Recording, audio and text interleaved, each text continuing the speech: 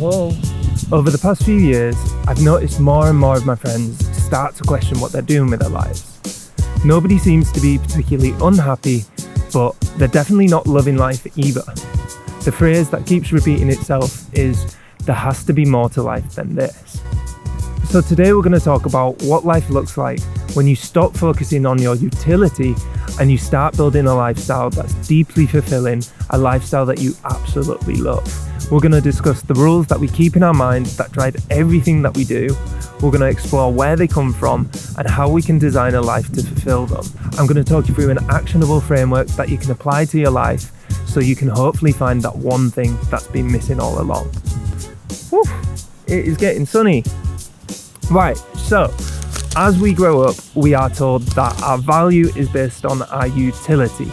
And our utility is basically how useful we are, how much value we can provide to a society.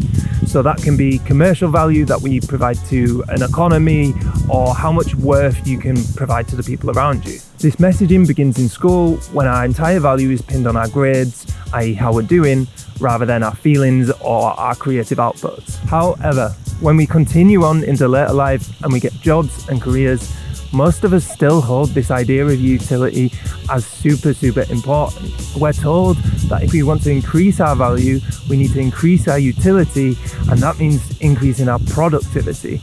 i.e., to get more, we're gonna have to do more. To increase our value as a person, that means we need the higher income, the nicer cars, the bigger house, the fancier holidays, and we just keep on going.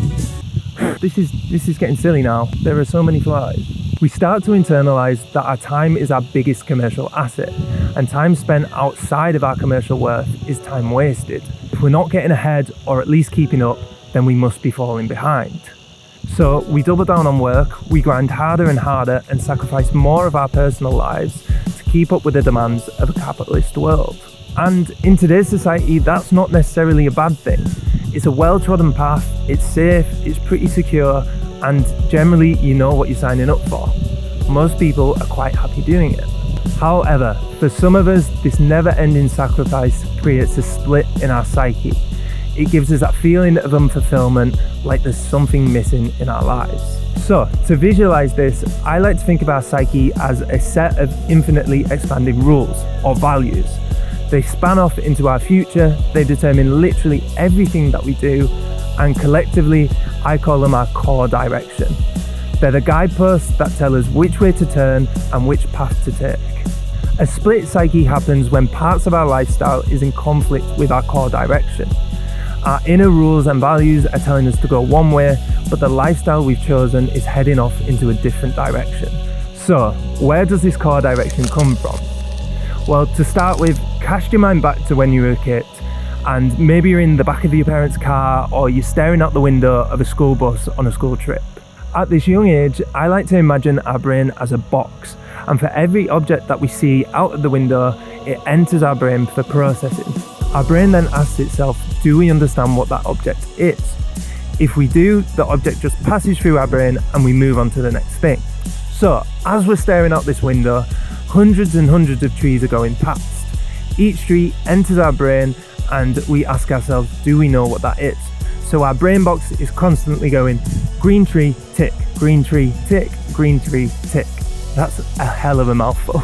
But we use this process to model the world around us so we can understand what everything is. We all know a toddler that will constantly ask why to everything. Maybe you were even that toddler yourself. I know I definitely was. But it's by asking why that we can actually build our understanding of the world. It's super important for kids to do it. So then what happens when our brains see something that we can't understand? What would happen if in our forest we saw a pink tree flying by? Well, the tree would enter into our brain box and we would ask, do we understand what that is? Why is that there? But because we wouldn't be able to give ourselves an answer, the brain would get stuck. However, there's hundreds and hundreds of other trees flying past and we haven't got time to think about it just now. So we put the pink tree to one side, it kind of gets lodged, it gets stuck, and we move on to the next tree. And again, green tree, green tree, green tree, we're all happy with those. Hours, maybe days later, when we finally get some quiet time in our minds, we'll then start to try and unpick this backlog. We'll go back and think of everything that we couldn't understand and try to continue asking ourselves why that thing existed. Now, here's the interesting part. If we can't find an answer as to why that tree was pink and not green, our brain does something really interesting. Instead of obsessing over it and just banging its head against the wall over and over and over again, it eventually reaches this point where it just simply makes up an answer. It creates its own inner why.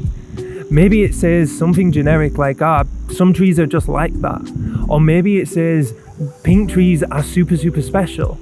Or maybe it even says, I'm super special because I was the only one who saw the pink tree. Or on the flip side, it might say something like, I was really unlucky to see the pink tree. It might even say, the tree wasn't even pink and I must be making it up. Or it might say, I'm just too stupid to understand this. These made up inner whys then become a special kind of rule in our brain that I like to call our default whys, and we start to apply them to every situation where we don't know the answer. Every time we do this, it then re-strengthens the rule, and if it works, we don't question it. So we then go about our whole entire lives using these default rules to explain every situation we can't instinctively understand. We use our default rules to explain why they exist, and then we just move on. So these rules will then develop, and they might start to sound like some people are just like that, or I'm just too dumb to understand these kind of things, or I shouldn't even be asking these questions, I'll just keep my thoughts to myself. The more generic these default rules are, the more pervasive they'll be to our lives. We'll finally begin to develop default whys about ourselves and how we show up in the world. We'll justify other people's reactions towards us based on our default rules. We'll justify our successes and our weaknesses, all based on these rules that we have in our minds. So how do we check what our default rules are? Well, we simply start to question why we do things. When you ask yourself, why did I just do that? Your brain will come up with an answer, and it'll be one of your default rules. It might be because I'm such a nice, kind person, or because people never listen to me anyway. Our default rules can literally be anything, and only you will know yours. They'll be unique to you, and so you need to start asking yourself why to figure out what they are. Our inner collection of these default whys then not only begin to shape our understanding of the world, but also how we show up in it. We take what we've learned from the past and we apply it to our future, to how we're going to act moving forwards. This is how our inner whys, our default rules, transform into our core direction. Those guideposts I mentioned earlier that tell us which way to turn and which path to take. For example, if you had a default why of I'm just a kind person, then that would transform into a core direction of to be a kind person. Or a default why of nobody listens to me anyway might transform into a core direction of to live and work in seclusion, basically to avoid people. So as you can see, our default whys and our core directions can be good or bad.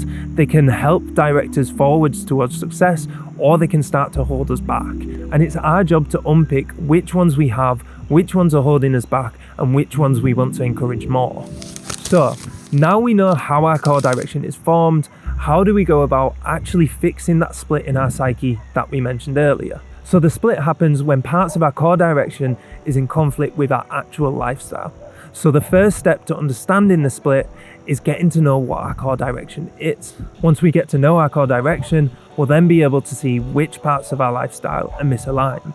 And that is the exact process that life mapping will take you on, linking all of your inner rules, your core direction, to every single outer action that you do. Once you make your map, you'll be able to see where you're deeply connected and identify any gaps or conflicts that might exist. Now, this video is already getting on a little bit, so I'll leave the detailed walkthrough of the process for the next video.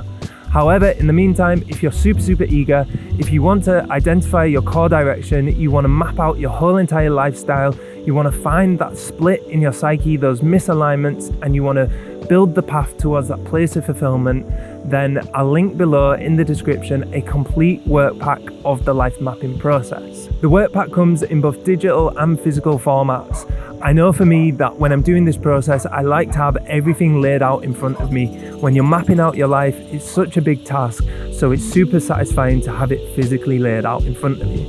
So hopefully this video has helped you understand why you might be feeling like there's something missing in life. Maybe there's a split in your psyche, there's a feeling of unfulfillment, and it's based on these inner rules that we hold in our minds. In the next video, I'll show you how to do the life mapping process so you can find exactly where those conflicts are and you can work on solving those misalignments.